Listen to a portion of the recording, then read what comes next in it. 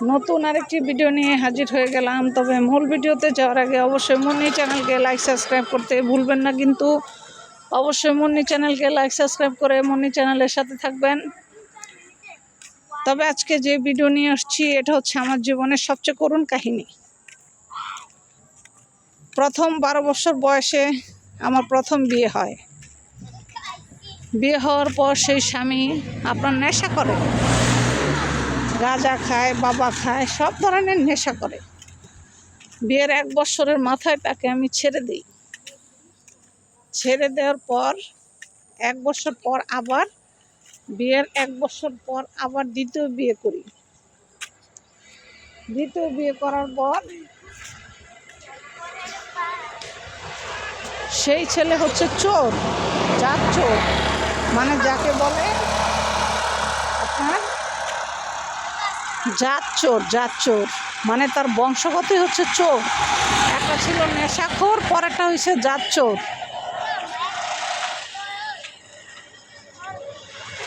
তো পরে এখন সে বংশগতই হচ্ছে চোর। তো সে চাকরি বাকরি করে না, বিয়ে হয়েছে প্রায় 6 মাস। 6 মাসের ভিতরে আমি তাকে একদিন প্রশ্ন করলাম যে আচ্ছা, তুমি যে কোনো চাকরি বাকরি কিছুই করো না, তাহলে তুমি সংসার চালাবা কীভাবে? ছেলে মেয়ে হলে কীভাবে কী করবা, মেনটেন কীভাবে করবা? আমাদের বংশগতই হয়েছে চোর, সব আমরা চুরি করে সংসার চালাই।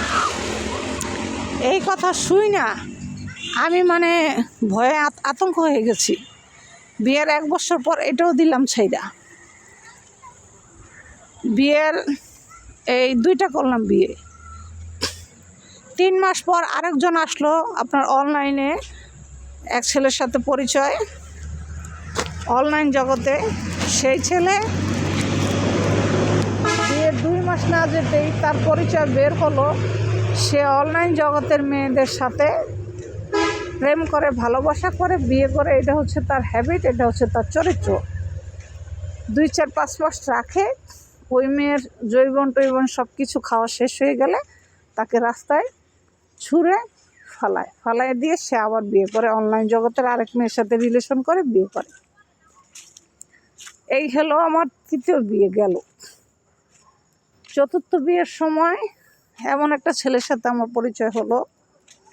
সেই ছেলে দেখতে শুনতে উঁচা লম্বা, খুবই ভালো, রিক্সা চালায়। আমিও গরিবের মেয়ে, সেও গরিবের ছেলে, রিক্সা চালায়। এটা হচ্ছে আমার 4র্থ বিয়ে। তো 4র্থ বিয়ে করছি, সেই ছেলেরে রিক্সা চালায়। এটা রিক্সা চালায় আর খায় গাঁজা খায়। এই কথা শুনে তো আমি একদম হতভম্ব। পরে আল্লাহর কাছে কইলাম যে আল্লাহ, আমার জন্য কি তুমি কোনো ভালো পুরুষ মানুষই আমার জীবনে রাখো নাই নাকি? একটা এসে চোর, একটা অনলাইনে করে বিয়া, একটা করে ডাকাতি, এই ধরনের কত সমস্যা। এগুলো কি অবস্থা? তো এই অবস্থা। তো একে একে আসলে বহুত বিয়ে করলাম, প্রায় আপনার 6-7টা বিয়ে করলাম একে একে। করার পরে 8 নম্বর স্বামী যে আমি ভালো একটা ছেলে পাইলাম, চরিত্র ভালো পাইলাম, তার ব্যবহার ভালো পাইলাম, সবই ভালো পাইলাম। সেটা হচ্ছে আমার 8 নম্বর স্বামী দিয়ে আজকে আমি সুখী। আসলে মানুষের অনেক সময় আল্লাহ তাআলা মানুষকে পরীক্ষা করে। আমার মনে হয় আল্লাহ তাআলা মানুষকে পরীক্ষাও করে, অনেক কিছু দিয়েই করে, হয়তো আমরা আসলে বুঝতে পারি না।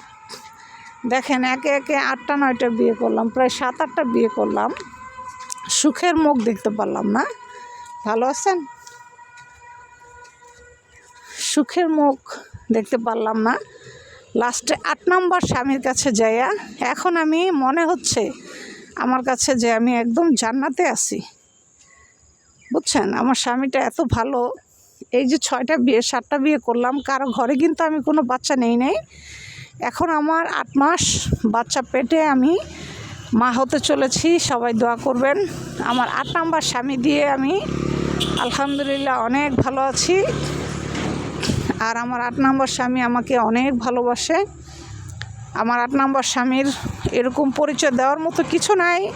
তার একটা চায়ের দোকান, সে আমাদের এলাকারই ছেলে, চায়ের দোকান দেয়, চায়ের দোকানদার, কিন্তু তার মন মানসিকতা সমুদ্রের সৈকতের মতো, বিশাল বড় মনের মানুষ, খুবই ভালো।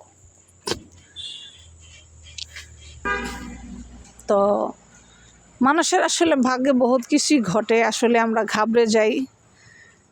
সবচেয়ে বড় কথা, আল্লাহ তাআলা একটা মানুষের জীবনে যেভাবে গড়াবে, যেভাবে তুলবে, সেভাবেই চলবে। আসলে আমাদের হাতে কিচ্ছু নাই, কারণ আমরা যেসব ভাবি, যেসব জিনিস নিয়ে চিন্তা করি, হ্যাঁ, এগুলো আসলে কিছুই আমাদের হাতে নেই। সুখ শান্তি, ঠিক আছে, ভালো স্বামী, ভালো ঘর, ভালো সংসার, এগুলো সব কিছু হচ্ছে আল্লাহ তাআলার হাতে।